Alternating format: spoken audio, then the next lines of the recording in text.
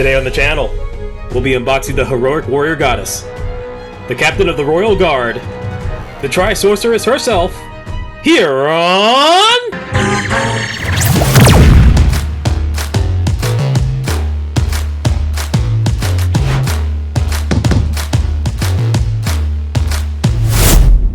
Welcome back to the channel. I'm your host Newman, and today we'll be unboxing Masters of the Universe Teela from Mondo Toys. This 1/6 scale figure measures 11.5 inches in height. It's made out of PVC and ABS and weighs 5 pounds. It contains over 30 points of articulation and includes over 10 accessories. Now, I've actually been holding on to this figure for a little bit of a while now. I got it in a few weeks ago, I unboxed it, I filmed it, but I've just been now starting to edit it together. I had a few bit of issues because I was using a new camera for the first time, so that's why it took so long to edit. I was kind of putting this off. This will be my second Mondo toy that I've unboxed on this channel, the first one being Orko, which you can see at the link above. Let's get that cleaned up, and let's take a look at the figure inside. Very lovely. Let's take a look at the box itself. We're going to take a look at the side. And take a look at the back. We've got some dialogue there that we're not going to read. Take a look at the other side, which is pretty much the same as the first side. And lastly, the top, you got the Masters of the Universe logo with Grayskull on there. Okay, so very nice. Will this figure be another win for Mondo, or will it be riddled with various QC issues? Let's find out! So again, we've got some really nice artwork on the front. And here's that dialogue a little closer. You can probably press pause to read all of that. So I actually do have some other Masters of the Universe Mondo toys that are still in the box. And at some point I will get to unboxing those. I've got He-Man, Skeletor, Beastman, Trapjaw, Prince Adam, Cringer, Panther. Quite a bit actually. I'm still looking for a re-release of Merman and Man-at-Arms because I wasn't a big fan of those designs for Mondo's release, so I'm hoping for a redux of those. But anyway, back to the actual figure that we're looking at. Look at this. This is a beautiful looking figure.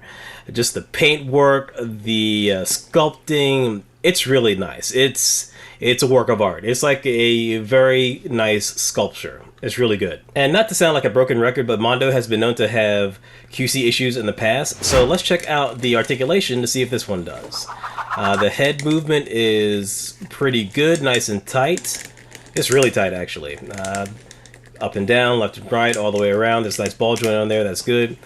Feels like the shoulders are ratchet jointed. Those are very tight, that's good. Woo! It is super tight. You really have to apply quite a bit of pressure to get those shoulders up there. Looks like we've got single joints at the elbows, which is a bit disappointing. I'm not quite sure why they always do that for the female figures. I know their arms are smaller, but you have 1/12 scale figures that have double jointed elbows, which are about the same size as these arms here. So I don't really see what the issue is of them not being able to do that. We've got a ball joint at the wrist, and I'm not a big fan of these types of ball joints on figures because they tend to get a little loose. There's a nice ab twist and crunch, ball joint up in there. Legs go out to about there, which is fine. Let's see about the knees. We've got double jointed knees, so that's good. Those are really tight, super duper tight. Whew, you can hear all of the creaking and squeaking of just how tight these joints are. So that's good. Looks like you can move the boot. There's a boot cut here, so that's good. And let's check out the ankles. And now I am a bit bothered by this. Sorry for the blurry camera, by the way, but the ankles are on a ball joint as well. And they seem a little loose. Almost comparable to the Storm Shadow that I reviewed. The 1/6 scale Storm Shadow for 3.0 a while back. And yeah, as you can see, I'm having a little bit of trouble standing her up because those... See, I'm just not a fan of these types of ball joints, especially for figures this large. It's a bit mystifying to me that you would have these types of joints for a figure that's so heavy, that really needs a very good support structure in the lower body. See, look at this. I mean, I eventually got it there. I had to cut away, though. I had to cut away a lot of struggling to get this figure properly standing without any support. But we'll come back to that. Let's go ahead and take a look at her accessories. We've got a staff right here. Again, apologies for it being out of focus. It's a very nice design, nice paintwork. The sword, which is phenomenal. Look at this. Beautiful sculpt, beautiful paintwork. It is fantastic. It's really nice. And the sheath itself, look at that design work and the paint and the upper part of it. It's beautiful. The faux leather texture is amazing. It's all plastic, but it is really nice. Here's the second head, a scowling head, which is very good. Again, a very good paint. Those earrings are also plastic. They're not a separate piece. Here's her shield. It's a little dainty, but she's always had a dainty shield. You've got an extra pair of fists. I'm not big on the sculpt. The fingers look a little chubby. Yeah, see, look at this. They look a little cartoony or a little chubby. They're not bad though. They're fine. Gotta take that off and take a look at the rest of her accessories. Here is our snake staff, which came in a little bit bent, unless it's supposed to be like that. Here we got the serpent head dress, which is phenomenal. Look at this. Even the back is very well detailed. That's amazing. And here is the 2000X head, which is really nice. I'm not a big fan of that series, but that's a really nice head sculpt. Here's a stand, components for the stand, all 3 pieces. That's really going to come in handy later. Let's get that put together. Boom, bada bing. All right, and now we've got Teela standing up. So for the rest of this review, she's going to be using this stand in order to stand up, because for the life of me, I could not get her to stand up with those ankles.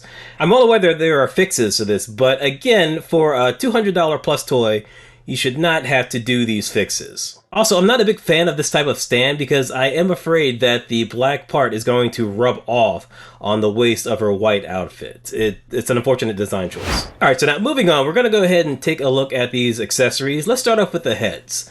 Let's go ahead and do some head swaps. Alright, we've got the angry face here. Alright, looks good. Looks intimidating. And here we've got the 2000X head, which is honestly, I think, my favorite, it's kind of sacrilege for me. I'm a big original recipe guy. And again, I'm not a big fan of that 2000X series, so yeah, it's surprising for me. Now, I don't believe I can get the serpent headdress on with this headpiece because of those big bangs. So let's get that one back on there, and all right, there we go. It goes right on. Very nice. Looks really good.